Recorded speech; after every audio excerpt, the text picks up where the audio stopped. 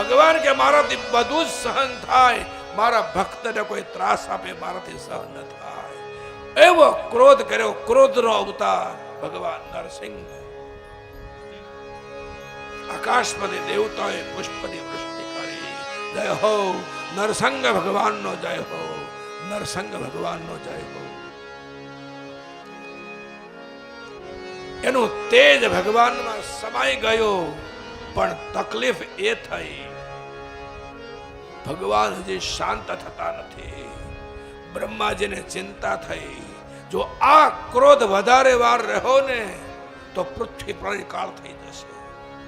યક્ષો, ગંધર્વો, કિન્નરો તમામ લોકોએ ભગવાનની સ્તુતિ કરવા જાય, ભગવાન શાંત થતા નથી. દેવર્ષિ નારદજીને થયું એક જ રસ્તો છે, લક્ષ્મીજીને લઈ આવીએ, એ શાંત કરી દેશે. નારદજી છે ભાઈ. આવ્યા વૈકુંઠમાં નારાયણ નારાયણ નારાયણ કરતા. લક્ષ્મીજીએ સ્વાગત કર્યું. પધારો દેવ. અરે પધારો નહીં, હાલો જલ્દી નીચે હાલો, તમારું કામ પડ્યું છે. કેમ? તો કે તમારા ઘરવાળા ક્રોધિત થયા, કોઈની ઉપર શાંત થતા નથી, ભયંકર ગુસ્સો કર્યો છે. લક્ષ્મીજીને ઓર થોડોક પાવર ભરાણો. અરે હમણાં શાંત કરી દઉં, નો શું થાય? આ વાતનું વિશેષ વર્ણન કરવાની જરૂર નહીં, બધા અનુભવના દરિયાઓ બેઠા છો. આવા લક્ષ્મીજી શાંત શું ન થાય?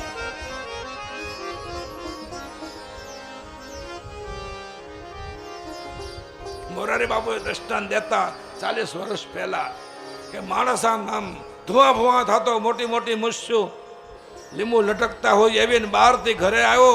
સવારમાં 10 વાગે ને બાથરૂમની લાઈટ ચાલુ જોઈ. આ ધોળાની લાઈટ કોણે કરી? બાળકો કે મારી મમ્મીએ. આ તો ભલે ને કરી, એટલે તો લગાવી છે. આઈસ્ક્રીમ જેવો થઈ ગયો. બોલો. લક્ષ્મીજી કે શાંત શું ન થાય? હાથમાં પૂજાનો થાળ, દીવડો, કંકુ, ચોખા લઈને માં વૈકુંઠમાંથી નારદજીની સાથે એક ક્ષણમાં ધરતી ઉપર. પણ માતાજીને આવતા જોયા યક્ષો, ગંધર્વો, કિન્નરો, તીમ પુરુષો બધાએ રસ્તો આપી દીધો. માતાજી આવ્યા, માતાજી આવ્યા. આમ માથું ઊંચું કરી, આમ ઉતાવળે પગલે માં આવ્યા. સુંદર રૂપ શણગાર સજીને ફૂલ ચડકતા. વગાડવા નથી.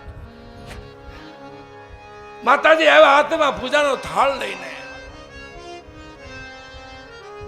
ક્રોધના આવેશમાં અગ્નિ જરજરે, અગ્નિ જરજરે, આંખમાં લાલ ઘૂમ, કહેવાળી છૂટી. માતાજી નજીક આવ્યા, કંકુ ચોખાથી ભગવાનના વધામણા કરવા જાય. ગે ગે કરીને 2 ડણક દીધી. પૂજાની થાળી હેઠે પડી ગઈ.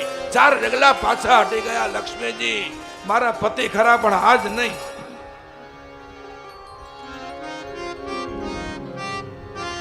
ભગવાન અભિમાનથી શાંત થતા નથી, ભગવાન સ્વાર્થથી શાંત થતા નથી, મતલબ માનતા નથી.